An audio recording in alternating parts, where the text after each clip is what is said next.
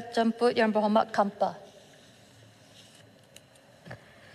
Terima kasih kepada Timbalan Yang di-Pertua kerana memberi laluan kepada saya untuk membahas Rang Undang-Undang Kewangan Awam dan Tanggungjawab Fiskal. Rang Undang-Undang ini penting kerana ia akan memastikan pentadbiran Putrajaya akan mengendalikan kewangan dengan lebih berhemah dan bertanggungjawab dan bukan bersifat populis seperti pihak pembangkang yang asyik menjerit nak turunkan harga minyak walaupun harga minyak sudah berada di satu paras yang rendah berbanding dengan negara-negara serantau dan negara pengekspor minyak. Dan pihak pembangkang sedar akan kewangan negara tidak mampu lagi untuk menanggung subsidi minyak yang melambung tinggi ini. Money doesn't grow on tree. Kita tidak boleh mencetak duit sewenang-wenangnya dan membayar. Setiap tahun sebelum bajet, kerajaan akan menerima pelbagai tuntutan daripada pelbagai lapisan masyarakat untuk menambah subsidi, untuk bantuan tunai, untuk pengecualian cukai, untuk pengurangan cukai dan sebagainya. Hakikatnya, kerajaan memang memerlukan satu jumlah cukai yang minima untuk membangunkan negara dan juga untuk membayar perbelanjaan kerajaan. Saya menyokong sepenuhnya rang undang-undang ini kerana seperti yang dibangkit oleh Bagan sebelum ini, bahawa rang undang-undang ini boleh mencegah skandal-skandal besar seperti 1MDB dan skandal Jana Wibawa. Ingin saya bangkit di sini supaya skop rang undang-undang ini diperluaskan untuk merangkumi tata kelola Bank Negara Malaysia dalam menjalankan perdagangan rizab asing ataupun foreign reserve trading. Skandal forex telah mengakibatkan Malaysia rugi sebanyak $10 bilion sejak 90-an. Dan ini merupakan satu jumlah dan impak yang besar terhadap kewangan negara.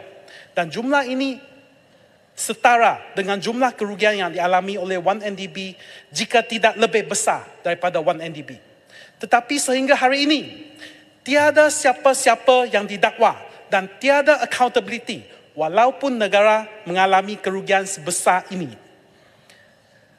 Saya ingin petik apa yang dikatakan oleh Timbalan Governor Bank Negara Malaysia, Abdul Murad Khalid. Dia telah mengatakan, Malaysia mungkin mempunyai jumlah rizab wang asing negara yang melebihi ringgit Malaysia 100 bilion sekiranya Bank Negara Malaysia tidak terlibat dalam kerugian forex ini.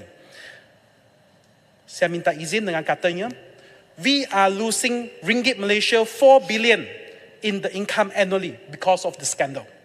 The total losses then were $10 billion, which is equivalent to about 40 billion ringgit today.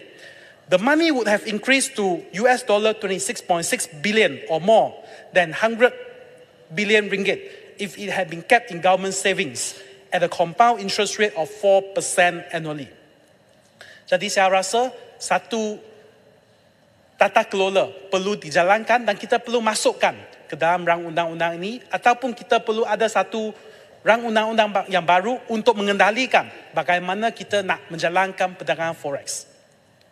Saya menyokong bahawa rang undang-undang ini memasukkan baki fiskal lebihan 3% daripada KDNK kerana ini sepatutnya merupakan satu norma ataupun convention. Kerana telah lebih 25 tahun sejak 1998, setiap kali bajet dibentang, kita ada satu bajet defisit. Dan ia sudah jadi satu normal. Dan setiap kali tak perlu tanya, kita tahu ia merupakan satu bajet defisit. Saya faham, ada kalanya semasa ekonomi merudum, kita perlu membelajarkan lebih wang. Tetapi ia tidak boleh dijadikan satu normal. Kita tak boleh menormalisasikan bajet defisit kerana ia tidak sihat untuk kewangan negara. Jadi ia adalah betul jika kita ada sasaran 3% baki fiskal daripada KDNK dan jika kita tidak dapat mencapai, ia perlu dibawa ke parlimen, kita bahas dan kita luluskan. Jadi ini sahaja yang saya nak bangkit. Sekian, terima kasih. Terima kasih Yang Berhormat